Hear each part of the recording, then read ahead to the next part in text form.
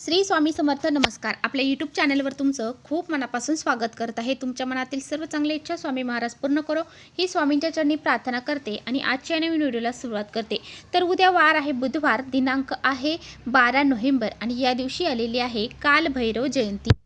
कालभैरव जयंती ही उद्या बुधवारी आलेली आहे आणि या दिवशी आपल्याला सर्वांनाच माहीत आहे की कालभैरव हे भगवान शिवशंकरांचंच एक उग्र अवतार मानला जातो. पहा, या कालभैरव जयंतीच्या दिवशी आपण कालभैरवांची पूजा केल्याने त्याचबरोबर त्यांचे जे काही सेवा आहेत, काही उपाय आहेत ते जर आपण केले तर आपल्यावरती कोणत्याही प्रकारची नकारात्मकता म्हणजेच आपल्या घरावरती कोणत्याही प्रकारची नकारात्मकता प्रवेश करत नाही. त्याचबरोबर आपले घर हे भयमुक्त राहते.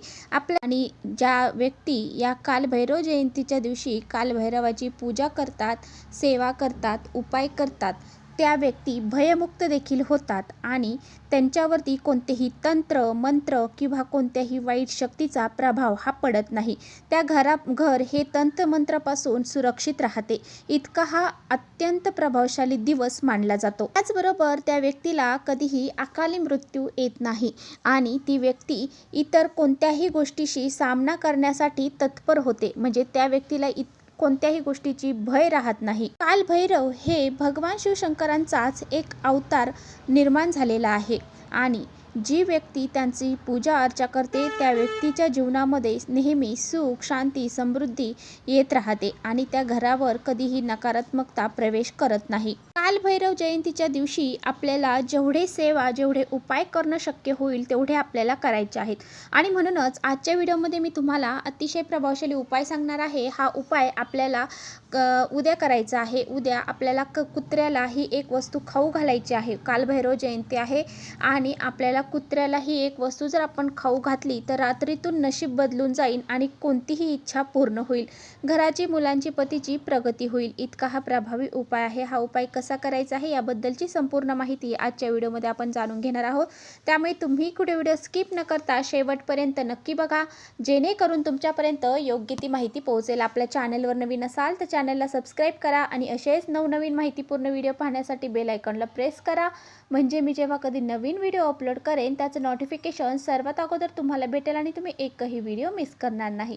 त्याचबरोबर खाली कमेंट्समध्ये ओम कालभैरवाय नमः हे लिहायला अजिबात विसरू नका. व्हिडिओ माहितीपूर्ण वाटला तर आपल्या मित्रपरिवारांसोबत नक्की शेअर करा. तर पहा, जर आपल्या घरामध्ये सतत वाद विवाद, क्लेश, कलह यासारख्या गोष्टी घडत असतील, सतत भांडणं होत असतील, नवरा बायकोंची भांडणं होत असतील किंवा घरातील इतर सदस्यांची एकमेकांची भांडणं होत असतील, घरामध्ये प्रेम राहिलेलं नाही, एकोपा राहिलेला नसेल, त्याचबरोबर पैसा घरामध्ये आला की कोणत्या ना कोणत्या मार्गाने घरातून बाहेर निघून जात असेल, घरामध्ये पैसा टिकत नसेल, जर तुम्ही हा उपाय केला तर घरामध्ये पैसा टिकायला सुरुवात होते. त्याचबरोबर आपल्या घरामध्ये जी काही अडीअडचणी आहेत, संकट आहेत, विघ्न आहेत, जे काही दोष, अडचणी, नकारात्मकता घरामध्ये आहे ती संपूर्णपणे नष्ट होते आणि घरामध्ये माता लक्ष्मी प्रवेश करते. त्याचबरोबर आपण खूप प्रयत्न करतो, खूप मेहनत करतो आणि एखादी इच्छा आपली पूर्ण होण्यासाठी येते पण, आणि काही अशी अडचण मध्येच निर्माण होते जेणेकरून ती आपली इच्छा जी आहे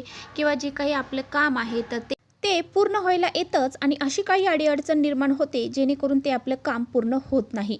तर अशा अडचणीसुद्धा दूर होण्यासाठी, आपल्याला प्रत्येक कामामध्ये यश मिळण्यासाठी तर तुम्हाला हा उपाय आवर्जून करायचा आहे. उद्या कालभैरव जयंती आहे आणि वर्षभरातून एकदाच आपण आपल्या कालभैरवांची पूजा अर्चा करत असतो आणि हा दिवस जो आहे तो अतिशय महत्त्वाचा असतो. आपल्या सर्व इच्छा, नकारात्मकता दूर होण्यासाठी, इच्छा पूर्ण होण्यासाठी, त्याचबरोबर घराची प्रगती होण्यासाठी, पतीची प्रगती होण्यासाठी, मुलांची प्रगती होण्यासाठी हा दिवस अतिशय महत्त्वाचा आहे. आणि कालभैरव एकदा आपल्यावरती प्रसन्न जर झाले तर आपल्या जीवनातील सर्व नकारात्मकता दूर होते, आपण भयमुक्त होतो. आता तुम्हाला हा जो उपाय आहे तर तो तुम्हाला उद्या संध्याकाळी करायचा आहे. आता उद्या बुधवार आहे, कालभैरव जयंती आहे. उद्या संध्याकाळी हा उपाय करण्यासाठी तुम्हाला लागणार आहे सर्वात महत्त्वाची गोष्ट, ती म्हणजे मोहरीचं तेल. तुम्हाला मोहरीचं तेल हे पावशर किंवा अर्धा किलो घेऊन यायचं आहे आणि तुम्हाला या तेलामध्ये उडदाची डाळ भिजवून त्याचे वडे जे आहेत तर ते तेलामध्ये तुम्हाला तळून काढायचे आहेत. आता हे उडदाचे भजे जे आहेत किंवा उडदाचे वडे जे आहेत जे तुम्हाला तळायचे आहेत तर ते तुम्हाला घरामध्ये कुणालाही खायला द्यायचे नाही. फक्त उपाय करण्यासाठी आपल्याला हे जे भजे आहेत तर ते करायचे आहेत. त्याचबरोबर तुमच्या घरामध्ये तांदळाचे, उडदाचे जे पापड असतील ते सुद्धा तुम्हाला या दिवशी तळायचे आहेत. त्या मोहरीच्या तेलामध्येच तळायचे आहेत आणि जेवढे तुम्हाला उपायासाठी लागणार आहेत तेवढेच तळायचे आहेत, जास्तीचे तळायचे नाही. कारण जास्तीचे तळून ते आपल्याला खायचे नाहीत. तर आपल्याला ते फक्त उपायासाठी लागणार आहेत. त्यामुळे एक प्लेटभर तुम्ही जे भज्या आहेत तर ते तळायचे आहेत आणि पापडसुद्धा. आणि पहा, हे ज्या वस्तू आहेत तर तुम्हाला एका ताटामध्ये भरायच्या आहेत आणि रात्रभर तुम्हाला तुमच्या घरामध्येच ठेवायचे आहे. आता तुम्ही हॉलमध्ये ठेवू शकता, किचनमध्ये ठेवू शकता, बेडमध्ये ठेवू द्या, कुठेही ठेवू शकता. परंतु तुम्हाला ते तुमच्या रात्रभर घरातच ठेवायचे आहेत. आता बघा, रात्रभर तुम्हाला ते झाकून ठेवायचं आहे. आता तुम्ही घराच्या कोणत्याही कोपऱ्यात ठेवू शकता आणि सकाळी उठल्याबरोबर तुम्ही ते लगेच तिथून उचलायचं आहे आणि घराच्या बाहेर जे बी कुत्रं दिसेल तुम्हाला, कोणतंही कुत्रं असू द्या, ते कुत्र्याला तुम्हाला त्या गोष्टी ज्या आहेत तर त्या खाऊ घालायच्या आहेत. आता बघा, हा उपाय करताना एक काळजी आपल्याला घ्यायची आहे. ती कोणती घ्यायची आहे? ज्यावेळेस तुम्ही हे जे कुत्र्याला खाऊ घालणार आहात ते तुम्हाला खाऊ घालताना तिथे तुम्हाला घरी खाऊ घालताना तिथे ठेवायचं आहे आणि लगेच आपल्याला घरी निघून यायचं आहे. मागे वळून चुकूनही आपल्याला ते खातंय का नाही याच्याकडे पाहायचं नाही. असा हा उपाय केल्यामुळे आपल्या घरातील जी नकारात्मकता आहे ती नष्ट होऊन जाते.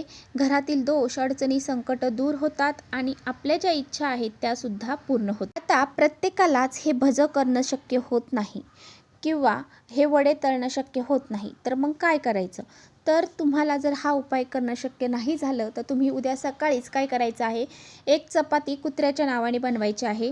त्यामध्ये तुम्हाला गूळ घालायचा आहे किंवा मग साखर घालायची आहे. गोड चपाती तुम्हाला बनवायची आहे आणि मोहरीच्या तेलाची मधलं बोट जे आहे, जे आपली बोट आहे त्या बोटांमध्ये जे मधलं बोट आहे त्या मधल्या बोटाने, उजव्या हाताच्या मधल्या बोटाने त्या मोहरीच्या तेलामध्ये ते बोट बुडवून त्या चपातीवरती तुम्हाला एक लाईन बनवायची आहे आणि ते जी चपाती आहे तर ती तुम्हाला त्या कुत्र्याला खाऊ घालायची आहे. आता कोणतंही कुत्रं तुम्हाला भेटेल, त्या काळं असू द्या, पांढरं असू द्या, तांबडं असू द्या, कोणतंही कुत्रं तुम्हाला सर्वात अगोदर भेटेल त्याला ते खाऊ घालायचं आहे. आता बघा, तुम्हाला एक गोष्ट लक्षात ठेवायची आहे. ज्यावेळेस तुम्ही कुत्र्याला ही वस्तू खाऊ घालणार आहात त्यावेळेस जर त्या चपातीचा फक्त कुत्र्याने वास घेतला आणि ते कुत्रं न खाता निघून गेलं तर समजून जायचं की तुमच्या घराला नक्कीच काहीतरी दोष आहे आणि तुमची जी कालभैरवाची कृपा आहे तुमच्यावरती नाही. मग तुम्हाला काय करायचं आहे? आता ती भाकर त्या कुत्र्याने नाही खाल्ली चपाती, तर तुम्हाला काय करायचं आहे? तर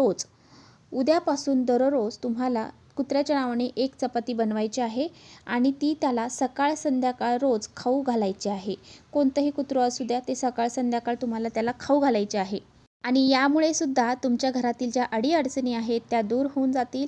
तुमच्यावरती कालभैरवाची कृपा होईल आणि तुमची प्रगती व्हायला सुरुवात होईल. तर चला, इथेच थांबवते माझा व्हिडिओ थोडा जरी आवडला असेल तर नक्की लाईक करा. चॅनलवर नवीन असाल तर चॅनलला सबस्क्राईब करा. परत भेटूया अशा छानशा व्हिडिओसोबत. तोपर्यंत श्री स्वामी समर्थ.